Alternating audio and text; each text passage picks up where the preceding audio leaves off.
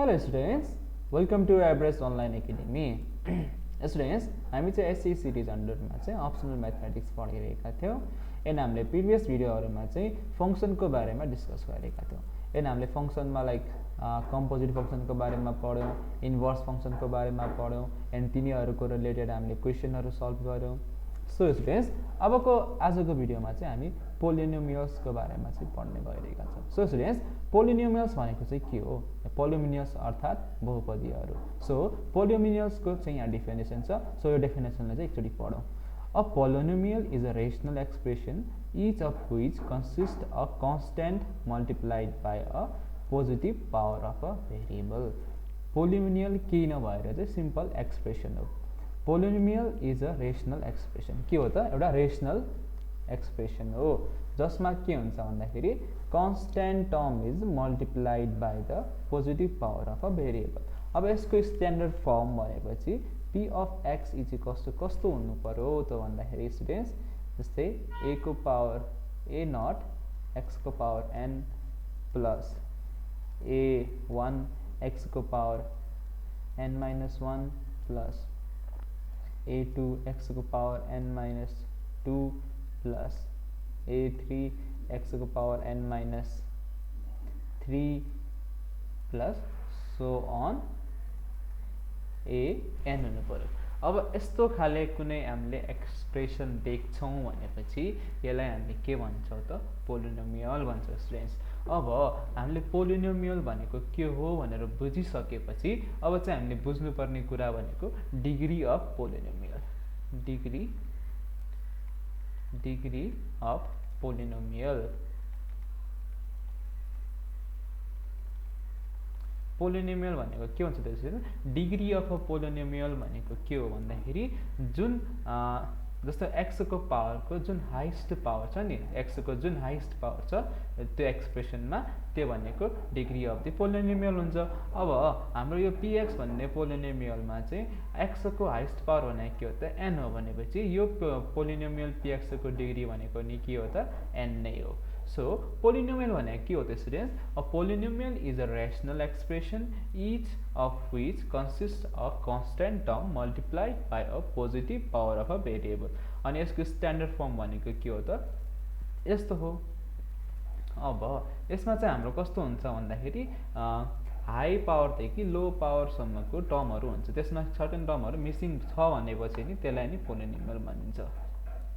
So students, अब हामीले पोलिनोमियलको बारेमा अलिकति इन्ट्रोडक्सन पाइसक्यौं भनेपछि पोलिनोमियल भनेको के हो, पोलिनोमियलको डिग्री भनेको के हो भनेर हामीले बुझिसकेपछि अब चाहिँ हामी आजको यो क्लासमा चाहिँ हामीलाई डिभिजनको बारेमा चाहिँ पढ्न गइरहेको खासमा. सो स्टुडेन्ट्स, हामीले लाइक डिभिजनको बारेमा पढ्न गइरहेको. सो अब चाहिँ हामी डिभिजनको एकचोटी डिभिजन भनेको के हो, त्यसको डिभिजन एल्गोरिदमहरु के हुन्छ भनेर चाहिँ हेरौं. Division algorithm. सो स्टुडेन्ट्स, अब हामी एकचोटी अर्थमेटिकमा हेरौं. अर्थमेटिकमा हामीलाई 16 डिवाइडेड बाइ 2 छ भनेपछि यसलाई चाहिँ हामी कसरी गर्छौं त? यसलाई चाहिँ हामी एकचोटी साइडमा गरौँ. 16 डिवाइडेड बाइ 2 यहाँ कुनामा गरौँ. 16 डिवाइडेड बाइ 2 छ भनेपछि यसलाई हामी कसरी गर्छौं त स्टुडेन्ट्स? यस्तो गराउँछौं, बीचमा 16 लेख्छौं. यो भनेको के हो? डिवाइडर. यो भनेको डिभिडेन्ड. अनि फेरि यहाँ आउने भनेको क्वोशिएन्ट अनि यहाँ भनेको चाहिँ रिमाइन्डर हुन्छ. सो 2. अब 2 कति टाइम्स 16 हुन्छ? 2 8 जा हुन्छ. सो 2 8 जा भनेको 16 माइनस 0. सो यसको डिवाइडर भनेको 2 हो, डिभिडेन्ड भनेको 16 हो, क्वोशिएन्ट भनेको 8 हो अनि रिमाइन्डर भनेको 0. सो यस्तै कुरा चाहिँ हाम्रो लाइक पोलिनोमियलको डिभिजनमा नि आउँछ. अब हाम्रो पोलिनोमियलको डिभिजन त यति सिम्पल त छैन नि, किनकि पोलिनोमियलको डिभिजन भनेपछि दुईटा फंक्सन, पोलिनोमियल भनेको हामीले एउटा फंक्सनको जस्तै रिप्रेजेन्ट गर्न सक्छौं. अब हामीसँग p of x भनेको a को power n x plus a naught x को power n plus a1 x को power n minus 1 plus a2 x को power n minus 2 plus similarly so on a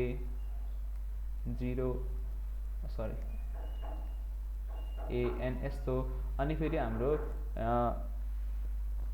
हाम्रो डिभाइडर नै होला divider dx is equals to हाम्रो यो polynomial भन्दा अलि सानो डिग्रीको होला लाइक a नट x को power n minus 2 plus a naught a1 x को power n minus 3 plus so on plus an minus 2 यस्तो खाले होला अनि यसको क्वेशन नै होला q x is equals to something होला अनि रिमाइन्डर नै होला सो अब हाम्रो यो पोलिनोमियलहरु आयो भने चाहिँ अलिकति यो हुन्छ अलिकति यो चाहिँ भास्ट हुन्छ अलिकति यो हाम्रो फरक हुन्छ अब तर हामीले नर्मली डिभाइड गर्दाखेरि हामीले गर्ने भनेको के हो भन्ने कुराको चाहिँ हामी एउटा नलेज लियौं अब हामी p अफ x भनेको के हो भन्नु त हामी डिभिडेन्ड हो भनौं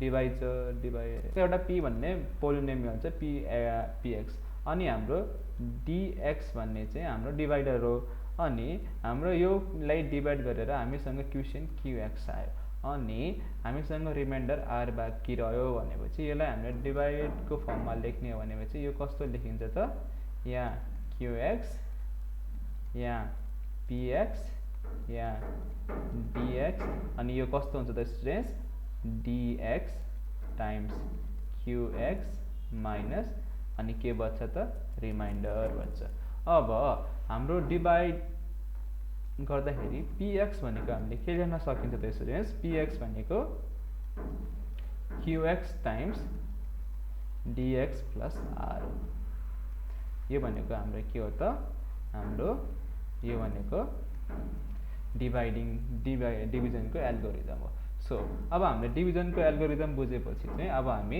एउटा फास्ट एन्ड सिम्पल मेथड पढ्छौं जुन चाहिँ पोलिनोमियल को डिभिजन को लागि युज हुन्छ जसलाई चाहिँ हामीले के भन्छौं synthetic division method so students हाम्रो सिन्थेटिक डिभिजन मेथड भनेको लाइक चाहिँ हामीले यसमा चाहिँ जुन पोलिनोमियल मा को हाम्रो कोएफिसिएन्ट भेरिएबलहरु जुन कोएफिसिएन्टहरु मात्र लिएर हामीले डिभाइड गर्ने मेथड हो सो यसको डेफिनेसन चाहिँ यहाँ हेरौं A simplified method for dividing a polynomial of a degree greater than 1 degree चाहिँ कति हुनु पर्यो त पोलिनोमियल को 1 भन्दा ठूलो हुनु पर्यो by another polynomial of a first degree यो के को लागि भ्यालु त फर्स्ट डिग्री ले by writing down the only the coefficient of the several powers of the variables and changing the sign of the constant terms is known as synthetic division method so students अब हामीले synthetic division method भनेको के हो बुझ्यो भनेपछि अब चाहिँ हामीले डिभिजन चाहिँ यो मेथडबाट कसरी पुल अफ गर्ने भन्ने कुरा चाहिँ एउटा एक्जाम्पल थ्रु एउटा क्वेशन सल्भ गरौँ अनि त्यही क्वेशन सल्भ गर्दाखेरि हामीले सिन्थेटिक डिभिजन मेथडले कसरी हामीले सल्भ गर्ने भन्ने कुरा चाहिँ सिकौं सो म क्वेशन लेख्न गए सो स्टुडेन्ट्स यहाँनिर हाम्रो एउटा क्वेशन के छ भन्दाखेरि find the quotient and remainder using synthetic division method यहाँनिर हाम्रो एउटा पोलिनोमियल दिएको छ पोलिनोमियल चाहिँ के छ 2x³ - 7x² - 4x + 5 लाई चाहिँ हामीले x - 3 ले चाहिँ डिभाइड गर्नुपर्ने छ सो अब हामीले सिन्थेटिक डिभिजन मेथड भने चाहिँ के हो भने त कोएफिसिएन्टहरु मात्र लेखेर चाहिँ हामीले गर्ने डिभाइड गर्ने सो अब चाहिँ हामी x³ को कोएफिसिएन्ट लेखौं सो हाम्रो कोएफिसिएन्ट अफ x³ अनि कोएफिसिएन्ट भनेर बुझौं यहाँ चाहिँ यसरी लेखौं न साइडमा ओके एउटा यस्तो टेबल जस्तो बनाऊ यहाँ चाहिँ हामी कोएफिसिएन्ट्स लेखौं COEFFICIENT कोएफिसिएन्ट अनि यहाँ चाहिँ हामी के लेखौं हाम्रो के छ त कति डिग्री को पोलिनोमियल त डिग्री 3 को भनेपछि x³ x² अनि x अनि x को पावर 0 यो भने चाहिँ कांस्टेन्ट सो अब हामीले डिभाइड गर्नुपर्ने पोलिनोमियल चाहिँ के हो x - 3 हो भनेपछि अब यसलाई चाहिँ हामीले इक्वेट 0 सँग इक्वेट गर्दियौ अब हामीले यसलाई 0 सँग इक्वेट गरेपछि हाम्रो x को भ्यालु कति आयो 3 आयो भनेपछि यहाँ हामी 3 लेख्यौ अब हाम्रो x³ को कोएफिसिएन्ट कति हो 2 अनि x² को कोएफिसिएन्ट कति हो -7 हो भनेपछि विथ साइन लेखौं अनि x को कोएफिसिएन्ट कति हो त -4 हो अनि हाम्रो x0 यानी कांस्टेन्ट भनेको कति हो त 5 हो अब एउटा यहाँ चाहिँ लाइन ड्र गरौँ।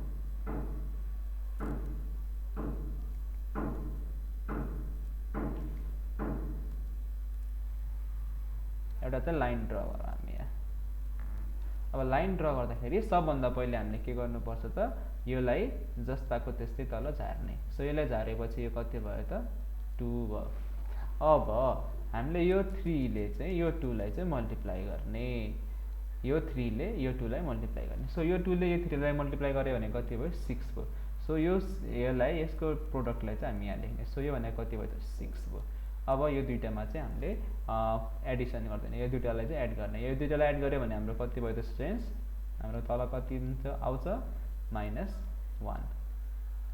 अब यो -1 लाई चाहिँ यो 3 ले चाहिँ मल्टिप्लाई गर्ने।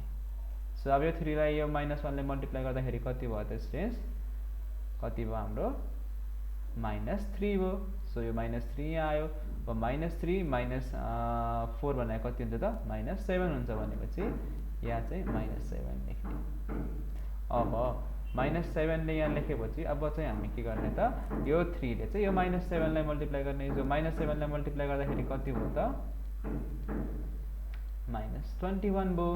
अब यो -21 तल झर्यो भने चाहिँ कति भयो त 16 भयो। अब हाम्रो चाहिँ यो हामीले यो पर्फर्म गर्यो। अब हामीले पर्फर्म गरेपछि चाहिँ हामीले चाहिँ क्वेसन रिमाइन्डरहरू नि छुट्याउनु पर्यो। सो अब स्टुडेन्ट्स हामीले के भनेको छ त, यो पोलिनोमियल चाहिँ डिग्री 1 को हुन्छ भनेपछि यो टर्म छ नि जुन पहिलेको यो 3टा टर्म, यो भने x², यो स्क्वायर यसलाई x ले अनि यसलाई चाहिँ x को पावर 0 ले चाहिँ मल्टिप्लाई गर्ने, अनि हाम्रो योलाई चाहिँ छुट्याएर राख्ने, किनकि यो भनेको हाम्रो के हुन्छ त रिमाइन्डर हुन्छ। जुन लास्टमा बजेको टर्म हुन्छ नि त्यो भनेको रिमाइन्डर हो। सो अब यसलाई हामीले लेख्दाखेरि के भयो त 2x² विथ साइन लेख्ने -x -7 अनि रिमाइन्डर चाहिँ कति भयो त -16। सो यो भनेको के भयो त हाम्रो क्वेसन र रिमाइन्डर फाइन्ड आउट गर्यो। कुन मेथड युज गरेर, सिन्थेटिक डिभिजन मेथड। अब हजुरहरूको मनमा एउटा क्वेसन उठ्ला, यसमा त हाम्रो सबै पोलिनोमियलको टर्महरू मिसिङ सबै प्रेजेन्ट छ, मिसिङ कुनै नि छैन।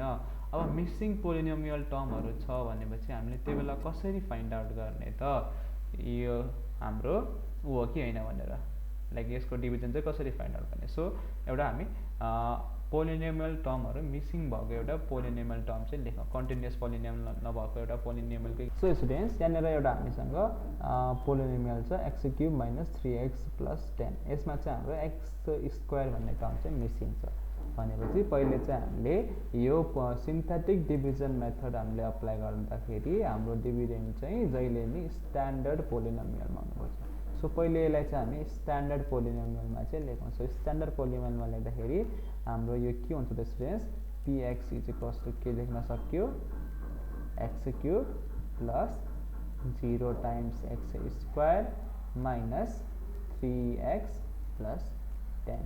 यो र यसमा के फरक छ छैन। अब चाहिँ हामीले डिभिजन पर्फर्म गर्ने। सो अब हामीले डिभिजन पर्फर्म गर्दाखेरि हामीले के गर्छौँ, एउटा टेबल बनाउँछौँ। यस्तो माथि हामी के लेख्छौँ, साइडमा के लेख्छौँ कोएफिसिएन्ट COE, यहाँ चाहिँ हामीले कोएफिसिएन्ट लेख्छौँ अनि फेरि यहाँ चाहिँ हामी भेरिएबलको डिग्री एकदम मिलाएर लेख्छौँ x³ x² अनि x अनि x को पावर 0 अनि यहाँ चाहिँ हामी कोएफिसिएन्टको भ्यालु लेख्छौँ। अब हाम्रो यहाँ कोएफिसिएन्ट के छ त 1 छ, x² को 0 छ, x को -3 छ अनि कन्स्टेन्ट 10 छ, विथ साइन लेख्छौँ। अब हामीले यहाँ चाहिँ x + 1 = 0 गर्छौँ अनि हाम्रो x = कति भयो त -1 हो। सो अब हामी चाहिँ -1 लेखौँ। एन स्टुडेन्ट्स सबभन्दा पहिले स्टेप बनाए चाहिँ हामीले के गर्ने हो त, यो 1 लाई हामी जस्ताको त्यस्तै तल झारौँ। सो यसलाई चाहिँ हामी तल झारेर लेखौँ। अब हामीले यो 1 तल झारेपछि हामीले के गर्छौँ त, यो -1 ले चाहिँ योलाई चाहिँ मल्टिप्लाई गर्छ। सो -1 × -1 भनेको कति भयो त, यो हाम्रो कति हुन्छ -1 हुन्छ भनेपछि यो -1 लाई चाहिँ हामी यहाँ लेखिदिन्छौँ -1 एरो यसरी दिउँ। अब यो -1 0 भनेको कति हो त स्टुडेन्ट्स, 0 नै हो भनेपछि यहाँ -1 नै हो भनेपछि यो -1 तल झर्यो। अब यो -1 इन्टु -1 भनेको कति हो त +1 हो भनेपछि यो चाहिँ यहाँ गएर कति भयो त +1 भयो। अब -3 + 1 भनेको कति हो त -2 हो, सो -2 भयो। अब यो -2 इन्टु -1 भनेको कति हो त यो भनेको चाहिँ हाम्रो +2 हो, सो यहाँ 2 भयो। अब यो 2 तल झरेपछि के हुन्छ त यो हाम्रो कति भयो 12 भयो। 12 भयो भएपछि यसलाई चाहिँ हामी छुट्याएर लेख्छौँ किनकि यो हाम्रो रिमाइन्डर r हो। अब जुन यो कोएफिसिएन्टहरु छ यो कोएफिसिएन्टहरुमा चाहिँ यहाँबाट चाहिँ हामी पोलिनोमियलको एउटा डिग्री कम घटाएर चाहिँ x को पावरले डिभाइड गर्छ। सो x² - x - 2 अनि रिमाइन्डर चाहिँ हाम्रो कति भयो त 12 हो। सो यसलाई हामीले कम्प्लिटली लेख्दाखेरि के लेख्न सक्यो x² - x - 2 अनि सेमिकोलन 12। सो स्टुडेन्ट्स हजुरहरूले सिन्थेटिक डिभिजन मेथड चाहिँ बुझ्नुभयो होला। सो स्टुडेन्ट्स यस्तै खाले भिडियो हेर्न हाम्रो एभरेस्ट अनलाइन एकाडेमीलाई चाहिँ लाइक शेयर एन्ड सब्स्क्राइब गर्नु होला र आफ्नो एसई प्रिपरेसनको जर्नीमा चाहिँ हामीसँग जोडिनु होला। सो स्टुडेन्ट्स अब चाहिँ हामी नेक्स्ट भिडियोमा चाहिँ लाइक अब हामीले रिमाइन्डर थ्योरम भनेको के हो अनि फेरि क्युसेन्ट थ्योरम भनेको के हो त्यसको बारेमा पढ्छौँ। एन्ड त्यसपछि चाहिँ हामी एउटा reminder theorem factor theorem and त्यसपछि चाहिँ हामी क्युबिक इक्वेसन चाहिँ सल्भ गर्न सिक्छौँ। सो स्टुडेन्ट्स आशा गर्छु कि हजुरहरूको एसई प्रिपरेसन राम्रो भइरहेको होला। एसई नजिक आइसक्यो, किप स्टडी। अब बाहिर धेरै घुम्ने काम चाहिँ नगर्नु होला, अब आफ्नो पढाइमा ध्यान दिनु होला। So students see you in the next video. Bye bye, take care.